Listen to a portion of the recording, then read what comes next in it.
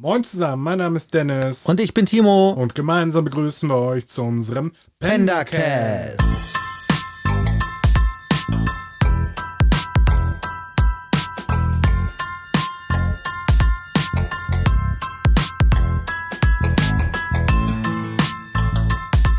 Willkommen zur 4. Folge unseres Podcasts mit dem Titel Lasagne zum Säbeln und dunkle Stollen. Auch für diese Folge gilt wieder Spoiler Alert.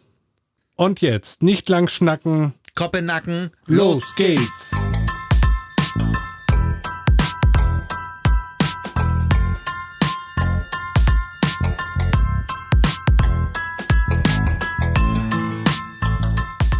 Kommen wir zum Fakt der Woche. Neben dem Schreiben hat Lincoln Child noch eine zweite Passion: das Programmieren. Seine Leidenschaft ging sogar so weit, dass er 1987 seinen Job als Lektor aufgab, um sich bei MetLife, einem Versicherungsunternehmen in New York City, hochtechnischer Programmierung und Datenanalyse zu widmen.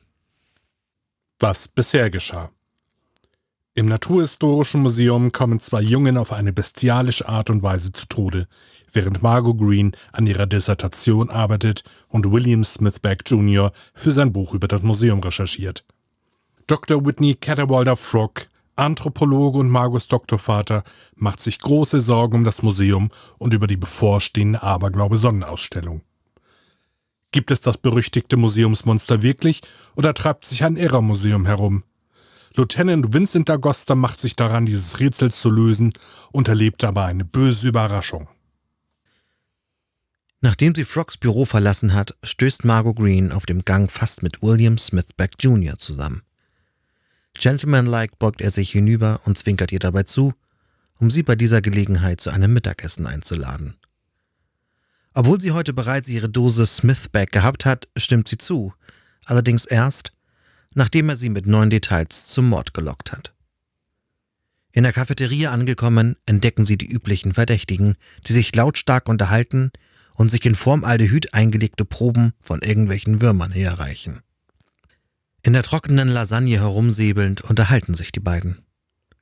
Smithback, wie es sich für einen reißerischen Journalisten gehört, kommt ohne Umschweife gleich auf den Punkt.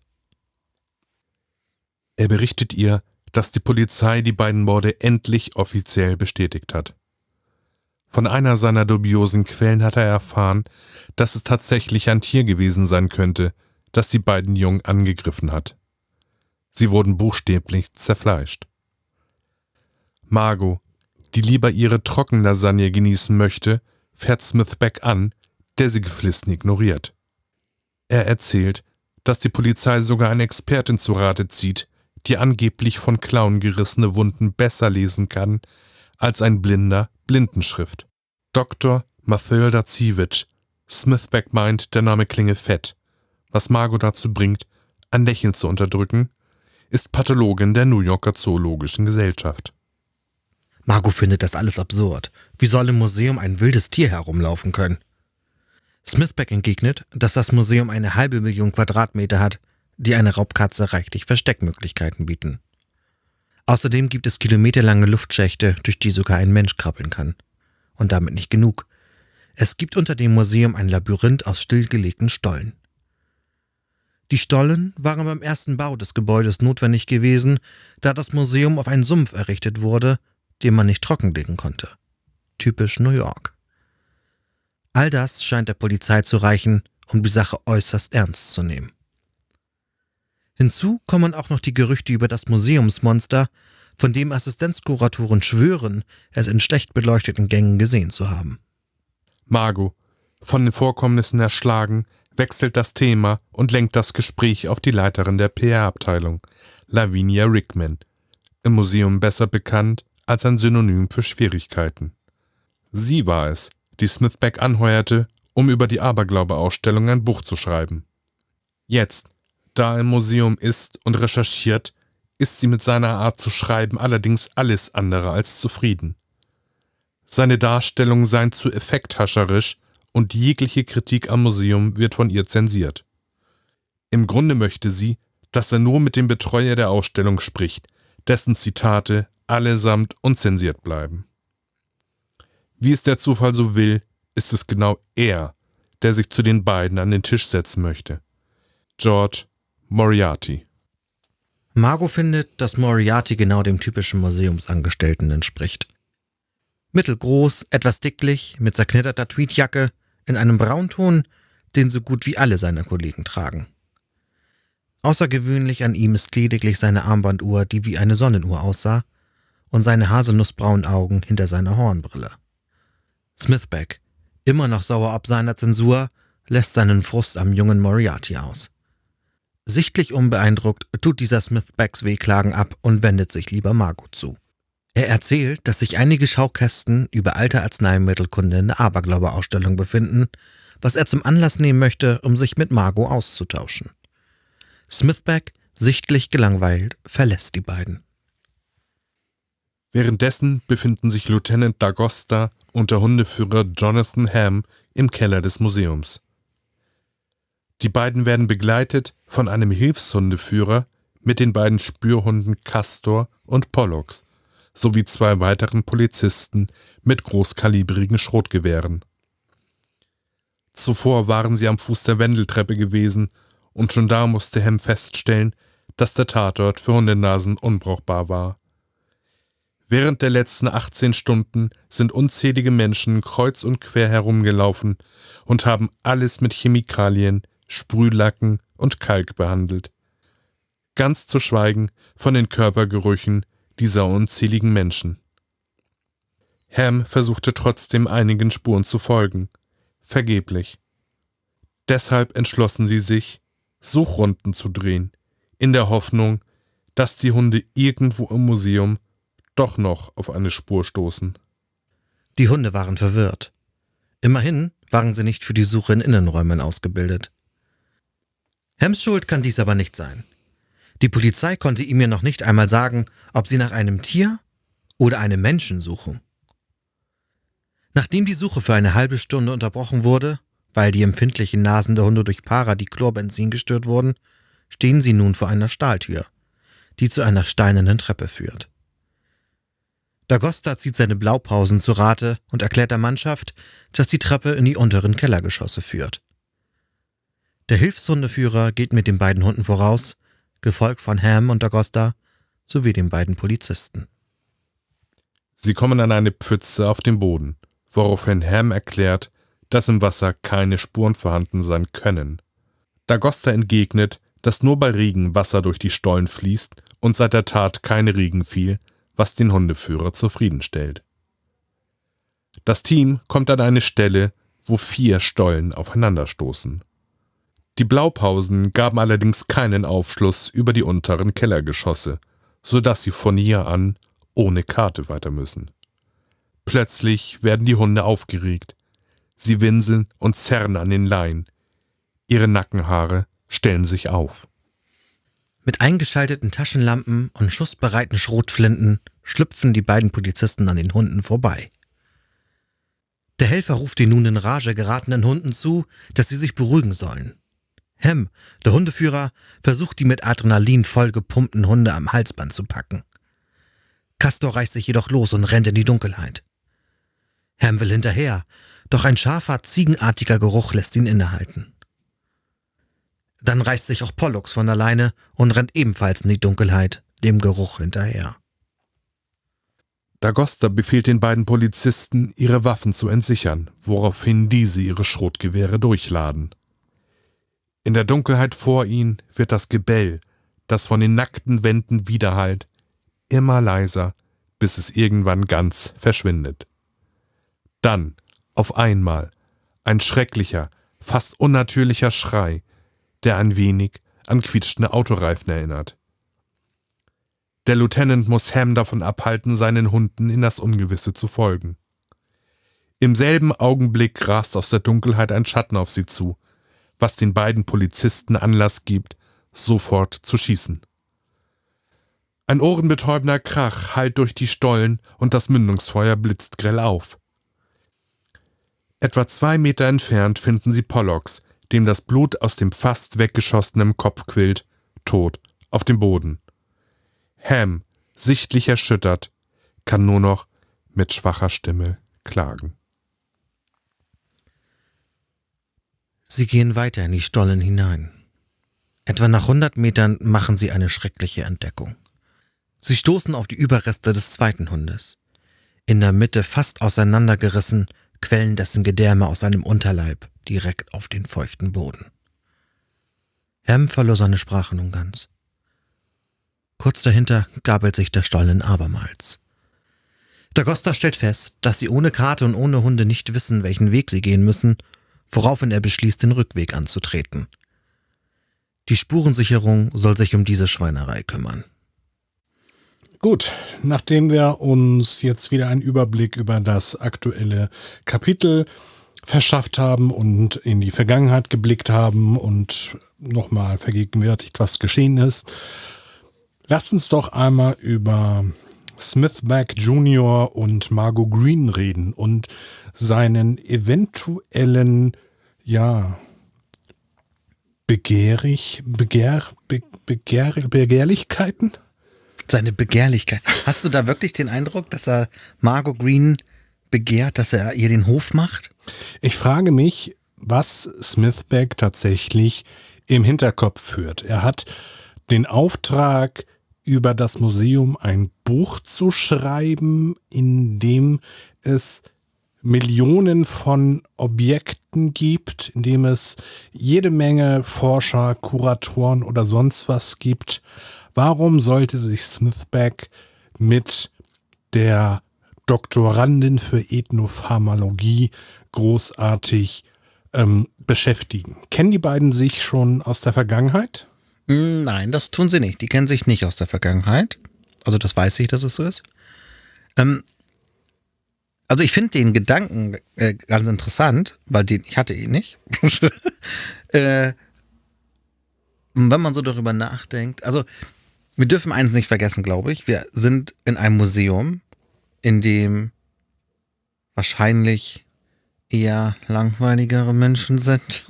Also ich stelle mir vor, wenn du als Journalist in ein Museum kommst. Ich muss da kurz einhaken. Das ist seine Meinung, nicht meine Meinung, dass Leute, die im Museum arbeiten, grundsätzlich langweilig sind. Das möchte ich nur einmal betonen. So meine ich das nicht. Ich meine jetzt nur aus Smiths Perspektive heraus. Also er ist Journalist. Er möchte was rausfinden. Er möchte Gerüchte hören. Er möchte Sensationen aufdecken. Und er hat es denn mit Menschen zu tun, die darauf bedacht sind, naturhistorische Sachen herauszufinden. Die beschäftigen sich mit Gräsern und Fossilien und Stein und was weiß ich Pollen nicht alles. Und Pollen Bienen und Blümchen. und Urvölker. Und das ist einfach nicht sein Metier. Also aus seiner Sicht hat er es wahrscheinlich eher mit Langweilern zu tun, aus seiner Sicht, ich betone das. Und dann haben wir Margot Green, die sehr jung ist, vielleicht ist sie auch attraktiv und er hat einfach eher einen Zugang zu ihr als zu Dr. Frog oder zu Rickman oder zu Wright oder so. Wir wissen aber auch tatsächlich noch nicht wirklich, wie alt Smithback ist, oder? Nee, nein, das wissen wir nicht. Also er hat ja schon mal ein Buch veröffentlicht, also vor der Geschichte, in der es jetzt spielt, aber... Über ein Aquarium. Über ein Aquarium. Also ich schätze ihn jetzt so auf Anfang 30 vielleicht. So. Gut, also ich unterstelle ihm erstmal, er hat ein gesteigertes Interesse an Margot persönlich. Und du denkst eigentlich, er hat einfach nur einen guten Zugang zu ihr und versteht sich super mit ihr. Ja, also er ist schon so ein Casanova und Womanizer und Schnacker. So. Ja, Schnacker würde ich eher sagen. Er möchte das, was er weiß, unbedingt weitergeben. Genau, also er genießt diese Aufmerksamkeit und die Gerüchte, das kommt ihm alles auch sehr gelegen. Wie Frog. Wie Frog, ja. Kommt ihm sehr gelegen. Aber jetzt ein anderes Interesse an Margot Green hat. Interessant könnte sein. Wir werden sehen. Wir werden sehen. Genau. Das Museum. New York Natural History Museum of Modern Art, hätte ich jetzt was gesagt. Nein, das Natural History. Das Museum of Natural History. Aus New York, oder? Aus New York. Ja. Steht in New York. Modern Art. Das war gut. Ja. Wir haben gehört, im bisherigen Verlauf des Buches, es soll 500.000 Quadratmeter groß sein, sich über 4 Straßenblocks entlang ziehen, was nach gut Dünken heutzutage bei uns hier so in den Breitengraden vielleicht, weiß ich nicht, 200 Meter oder so ist, ich weiß es nicht. Ist es echt?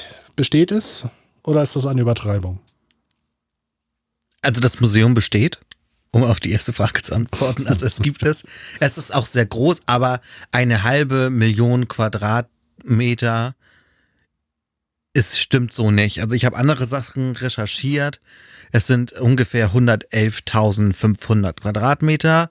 Das mit den 4 Blocks stimmt mittlerweile. Das Museum wächst und wächst und wächst. Und zwar wächst es durch angrenzende Gebäude. Die werden nachher oder wurden im Laufe der Zeit miteinander verbunden und wurden Teil des Museums. Und die 4 Stockwerke stimmen auch.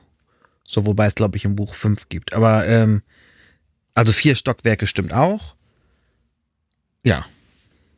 Also 25 verbundene Gebäude mit 111.000 Quadratmeter, also ungefähr ein Viertel so groß wie im Buch beschrieben, falls das denn so stimmt. Jetzt die Frage, die sich jetzt noch stellt, sind da jetzt auch Labore und so mit eingerechnet, also alles und Lagerräume eingerechnet oder nicht? Oder ist halt in diesen 111 Quadratmeter reine Ausstellungsfläche? 111 Quadratmeter. 111.000 Quadratmeter reine Ausstellungsfläche. Weiß es nicht, aber ich glaube, 500.000 wäre so oder so ganz schön übertrieben, oder? Ich weiß es nicht. Bei 33 Millionen Ausstellungsstücke, die das Museum umfasst, könnte ich mir 500.000 Quadratmeter doch eigentlich schon ganz gut vorstellen.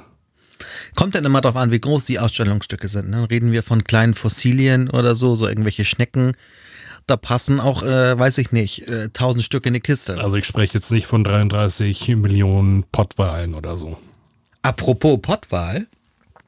Ein riesengroßer Blauwal wird ausgestellt im Museum. Ist wohl auch eine der Hauptattraktionen. Allerdings nicht echt. Naja, nie echt, aber sieht halt schon ziemlich echt aus. Und der wird auch angestrahlt und mit Musik beschallt, wollte ich gerade sagen. Also die Besucher hören auch Musik, sodass die Illusion entsteht, dass man sich im Meer befindet und diesen Wal dabei zusieht, wie er durch den Ozean schwimmt. Und auch ganz berühmt natürlich der riesen T-Rex, der da in seiner Gänze, also die Knochen ausgestellt sind und so aufgebaut ist, als würde der vor einem stehen, ist auf jeden Fall sehenswert. Und diese beiden Ausstellungsstücke nehmen natürlich auch ein paar Quadratmeter mehr in Anspruch. Also sei wirklich erwähnt, es handelt sich um ein Modell eines Blauwals. Wir hatten es in der Vergangenheit ja schon mal erwähnt. Wir waren vor einigen Jahren in Göteborg, dort im Naturhistorischen Museum und haben in Göteborg halt vor einem echten Wal, ich glaube tatsächlich ein Pottwal oder so, gestanden. Ich bin mir gar nicht mehr so sicher. Es ist auf jeden Fall dort das größte nicht lebende Tier, was ausgestellt wird. Also das größte seiner Art auf dieser Welt. Ja, das war auf jeden Fall sehr beeindruckend. Ich glaube, bevor wir da waren, konnte man sogar in das Maul reingehen. Wir durften das nicht, als wir da waren. Das hatte irgendwelche Gründe, weil dumme Leute das irgendwie angefasst haben oder so. Ich bin der Meinung, die Geschichte ist sogar so, dass vorwiegend junge Leute sich auf romantische Art und Weise in das Innere des Wales zurückgezogen haben. Ja, jetzt wo du es erwähnst, ja, genau so ist die Geschichte. Ja, ein bisschen ekelhaft, ne? In einem toten Tier sich zu lieben. Wenn ich mich daran erinnere, wie es sich angefühlt hat, dann als du es gemacht hast, oder? Als ich die Haut des Wales berührt habe von außen, was man auch nicht tun sollte, glaube ich. Ich möchte es mir nicht vorstellen. Nee. Aber anderes Museum, andere Geschichte. Was noch beeindruckend ist an dem Museum in New York, also machen wir wieder einmal über den Ozean bitte, einmal über den Atlantik. Oder das Museum verfügt auch über eine der größten Bibliotheken, was Naturkunde angeht. Auch sehr beeindruckend. Und die haben sogar ein 3D IMAX-Kino im Museum, in dem natürlich keine Blockbuster gezeigt werden. Also man kann sich da nicht den neuesten James Bond anschauen. Aber natürlich Dokumentation über was auch immer da gerade ausgestellt wird, sollte man auf jeden Fall machen. Oder kann man auf jeden Fall machen. Ich finde es tatsächlich auch bemerkenswert, dass tatsächlich in diesem Museum, ja, es wird dort geforscht, es tatsächlich auch 2 Hightech Molekularlabore gibt, in denen Magos Forschungsgebiet, das es dort gibt, definitiv gut erforscht werden könnte. Ja, ist erstaunlich, oder? Andere Universitäten verfügen über sowas nicht. Und das Museum in New York tut es. Ich vermute mal, dass auch das Museum Lehranstalt von der New York University ist oder so. Das kann durchaus sein, ja. Auf jeden Fall ist beeindruckend, wenn ihr mal in New York sein solltet ihr auf jeden Fall auch ins Museum gehen und Zeit mitnehmen. Ich habe gelesen, dass man gut und gerne einen ganzen Tag dort verbringen muss, um alles zu sehen. Eher 2. Eher 2. Der durchschnittliche Museumsbesucher hält sich 3,5 Stunden im Museum auf. Läuft Und dann aber wahrscheinlich auch aus. ja, läuft dann natürlich aber schnurstracks auf die Sachen zu, die ihn interessieren. Also die Dinosaurier-Ausstellung gucken sie sich dann an, aber die Ausstellung über irgendwelche Mineralien oder so lassen sie vielleicht beiseite. Wenn man viel sehen möchte, dann sollte man viel Zeit einplanen. Und um hinzukommen, unbedingt die U-Bahn benutzen, denn das Museum hat seine eigene U-Bahn-Station. Ja, stimmt. In Manhattan an der 191. Straße, Ecke Broadway. 18 Etagen tief unter der Oberfläche. Wir werden auf unserem Patreon-Profil auf das Museum verlinken. Wer sich dafür noch interessieren mag, schaut rein und lasst euch inspirieren und plant euren nächsten Urlaub in New York. Eins möchte ich gerne noch erwähnen, und zwar geht es da um den Eintrittspreis. In New York ist so die Philosophie Pay what you wish, habe ich gelesen. Das heißt, es gibt dort Schalter, wo du frei entscheiden kannst, was du bezahlen möchtest. Darfst also auch kostenlos in das Museum. Die Schlangen sind aber immer voll und es gibt deswegen auch noch einen regulären Eintrittspreis. Der liegt, glaube ich, so bei $23, bin ich der Meinung, habe ich gelesen. Das heißt, wenn du nichts bezahlen willst, rechtzeitig da sein und vielleicht die eine oder andere Stunde anstehen mit einplanen. Wie schaut es denn mit den Stollen aus, in dem die Rede ist? D'Agosta begibt sich mit dem Hundeführer ja später in die unteren Geschosse des Museums, für das es auch keine Karte gibt. Was hat es mit den Stollen auf sich? Also man muss auf jeden Fall eins festhalten. Es gibt quasi eine Unterwelt unter der Oberwelt von New York. Das ist nicht erfunden der Autoren. Es gibt kilometerlange Gänge über mehrere Stockwerke, tiefe Tunnelsysteme unter New York. Und die Wahrscheinlichkeit liegt nahe, dass es auch unter dem Museum eine Art Tunnelsystem gibt. Wir werden uns damit auf jeden Fall eingehend in kommenden Büchern beschäftigen. Das kann ich euch schon mal jetzt verraten. Genau, deswegen möchte ich da gar nicht so gerne ins Detail gehen. Festzuhalten, es gibt Tunnel unter New York, es leben dort Menschen und das nicht gerade wenig. Genau. Und deswegen liegt es halt einfach sehr nahe, dass es tatsächlich unter dem Museum auch Artstollen gibt. Es vielleicht auch da, wo Wasser abläuft, also es gibt dort auch Tunnelsysteme wahrscheinlich. Also das scheint sehr realitätsnah zu sein. Vor allen Dingen finde ich aber auch noch wirklich interessant, dass es von diesen Tunnelsystemen, so wie es sie wohl gibt, keine vollständigen Pläne gibt. Also das habe ich schon erfahren und das wird auch noch weiter thematisiert in folgenden Büchern. Aber es ist wirklich so, es gibt keine vollkommen sicheren Karten über diesen Untergrund. Genau, und deswegen es werden immer wieder auch neue Stollen oder Höhlen und so weiter entdeckt. da der Boden wohl unter New York auch sehr brüchig sein soll, es gibt wohl also Regen und so weiter, wie sagt man das? Legt auch immer wieder neue Sachen frei. Es ist spannend und gleichzeitig auch gruselig, finde ich. Also die Vorstellung, dass unter mir noch ganz viele Rohrsysteme existieren, in denen auch Menschen wohnen, ist gruselig und nicht bekannt. Also, Also was die Stollen angeht, die unter einem sind, da muss man nur im Ruhrpott nachfragen, wie die Leute sich fühlen mögen. Deren Häuser unterkellert ist.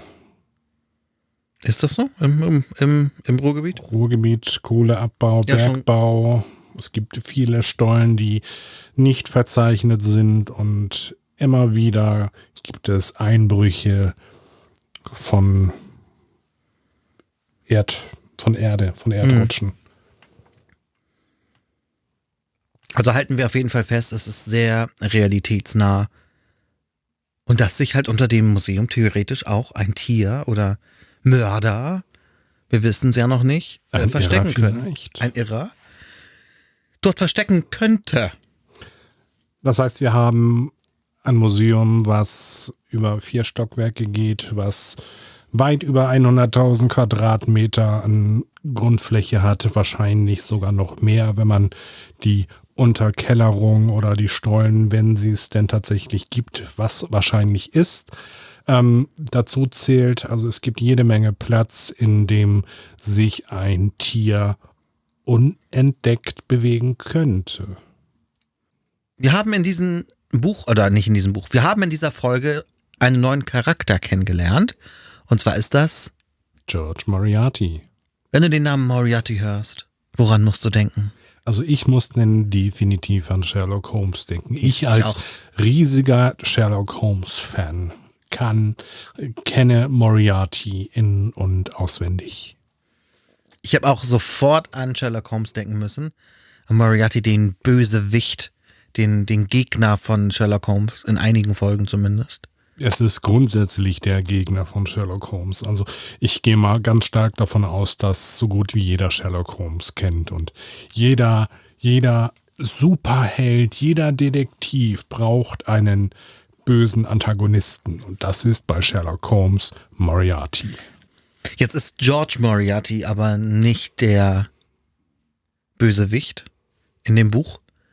Ich habe mich einfach nur gefragt, als ich das gelesen habe, ist, ob Moriarty ein relativ gewöhnlicher Name in den USA ist oder ob die Autoren den sich ganz bewusst ausgesucht haben und halt auch mit der Assoziation zu Sherlock Holmes. Also gehe ich jetzt davon aus, dass du Telefonbücher der USA gewälzt hast, um zu schauen, ob dieser Name häufig vorkommt. Nein, das habe ich nicht getan, aber Was verleitet dich der Annahme? Was verleitet mir welche Annahme? Was verleitet dich zu dieser Annahme? Ob das ein häufiger Name ist? Oder? Ja. Nee, ich wollte das wissen. Also, ich kenne das jetzt, ein anderes Thema, aber ich weiß zum Beispiel von J.K. Rowling, die Harry Potter geschrieben hat, dass sie jeden Namen mit sehr viel Bedacht gewählt hat. Also jeder Name, jeder Vor- und jeder Nachname hat irgendwie eine Bedeutung oder eine Namensherkunft, passend immer zum Charakter. So. Und ich habe mir gedacht, haben die das auch gemacht? Haben sie Moriarty gewählt, weil er ein Bösewicht ist? Da habe ich die Antwort, nein, ist er nicht. Und dann dachte ich mir, okay, aber warum Moriarty? Ist er jetzt kein Müller, Meyer, Schmidt? Und dann habe ich geguckt, ob es diesen Namen sehr häufig gibt in den USA. Ich wollte es einfach nur wissen. Und rausgekommen ist? Ist nicht unter den Top 100 Namen. Also, und dann, ich habe so eine Tabelle gefunden, ob die jetzt wahrheitsgetreu ist, ob man sich darauf verlassen kann, stelle ich mal in Frage. Aber da steht, dass es in den USA weniger als 900.000 Menschen gibt mit dem Nachnamen Moriarty. Ist halt kein Müller-Meyer-Schulze. Ist kein Müller-Meyer-Schulze. Ich bin aber auf ganz lustige Namen gestoßen in den Top 100, unter anderem auch Müller, also mit U-Umlaut in den USA und so weiter und ja. Das ist lustig. Das finde ich lustig, dass es nicht irgendwie, also Smith war Nummer 1 und dann gibt es natürlich so Thomas und Phillips und so weiter. Doe und White und Black und wie sie nicht alle heißen, aber halt auch deutsche Wörter, so wie Fischer und Müller und so. Fand ich interessant. Nicht? Findest du es nicht interessant? Nein, du weißt ja mit Sicherheit, wo das Ganze herkommt. Ja, weil die Deutschen eingewandert sind, das ist mir schon klar. Und dass sie ihren Namen behalten haben.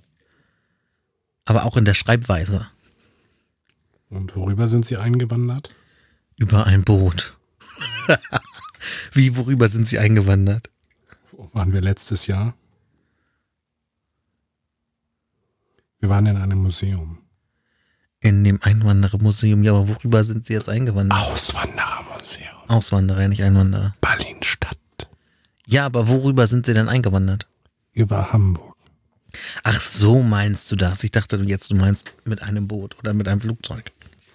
Ja, im 18., 19. Jahrhundert sind sehr viele Menschen aus Deutschland, aus Europa mit dem Flugzeug in die USA geflogen. Okay, um das jetzt einmal festzuhalten, ich trinke Alkohol und ich glaube, der zeigt schon seine Wirkung. Okay, du Spürhund, dann erzähl uns doch mal von deiner Arbeit im Museum. Ja. Das findet er witzig. Ich möchte einfach nur eine Antwort haben. Ich find's witzig. Also, also die Situation mit den Spürhunden bei der Polizei finde ich ein bisschen, realitätsfern, muss ich sagen. Also Spürhunde einzusetzen bei sowas macht man ja in der Regel dann, wenn man vermisste Personen sucht und hat dann irgendwie ein Stück, weiß ich nicht, T-Shirt oder ein Stoff. Ein Stück Geruch. Also etwas, was man dem Hund dann unter die Nase hält und der Hund kann dann dieser Geruchsspur folgen. Den sogenannten Referenzgeruch. Den Referenzgeruch. Und jetzt hier in dem Buch suchen sie ja etwas Unbekanntes. Und was sollen die Hunde denn suchen? Also welchen Geruch sollen sie denn verfolgen? Sie haben ja nichts. Sie haben einfach keine Referenz. Sie wissen nicht, sie haben keinen Gegenstand, sie haben keine Speichelprobe, keine Haare, keine Fingernägel, gar nichts. Wobei das Ganze auch wirklich eine interessante Sache ist. Wir hatten vor einigen Jahren auch mal einen Hund, der sehr viel mit der Nase gearbeitet hat, mit dem wir mal das Mantrailing versucht haben. Also das Verfolgen einer Spur zu einer Person. Das war eigentlich relativ erfolgreich. Er war talentiert und ich möchte nicht riechen können, was ein Hund riecht. Um Gottes Willen, nein. Jeden Tag Zeitung lesen an irgendwelchen Bäumen oder Häuserecken, das wäre nicht mein Fall. Nee, meine auch nicht. Mir reichen die Gerüche ja jetzt schon, die ich so riechen kann. Aber ja, das Mantrailing war tatsächlich sehr interessant. Aber es ist halt nicht angebracht bei der Suche nach einem Unbekannten. Okay, halten wir fest, die Wahrscheinlichkeit, dass das Realität ist, kann zumindest angezweifelt werden. Es ist fraglich, ob es eine Referenzspur gibt, welcher die Hunde folgen könnten. Wir halten fest, Margot Green und William Smithback, ja, vielleicht entwickelt sich da mehr, vielleicht auch nicht. Wir haben einen möglichen Antagonisten des Helden Dagosta oder Pendergast oder wer auch immer kommen wird. Moriarty, obwohl das nicht auch wirklich feststeht. Man weiß es nicht. Wir haben ein riesiges Museum mit 33 Millionen Ausstellungsstücken, wahrscheinlich täglich mehr werdend. Und wir haben Stollen unter dem Museum, die wahrscheinlich wirklich existieren. Und unser Thema mit den Spürhunden. Ja, wenn du das Ganze rekapitulieren würdest, was sagst du dazu? Also ich finde den Schauplatz sehr interessant für einen Roman, muss ich sagen. Wäre das Buch für mich neu und ich hätte es bis dahin gelesen, würde ich sehr gerne weiterlesen wollen. Das kann ich auch sagen. Ich finde die Charaktere alle sehr spannend und anders. Es ist kein 0815 dabei. Und ich bin halt gespannt, wie es weitergeht.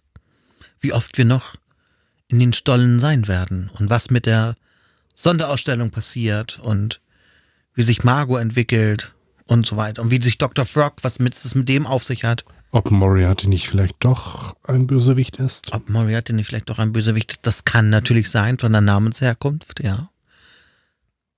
Was sagst du dazu? Wie ist dein Eindruck? Ja, ich lasse mich einfach mal weiterhin überraschen. Ne? Wir gedenken jetzt erstmal den beiden Jungs und den armen Hunden Pollux und Castor, wenn ich mich recht entsinne. Was sagst du denn zu dieser Situation, dass die beiden Polizisten, die begleiten, Schrotgewehre dabei haben? In den USA ist das absolut gang und gäbe. Ist das so? In New York, ja? In den USA Okay. ist das gang und gäbe, ja.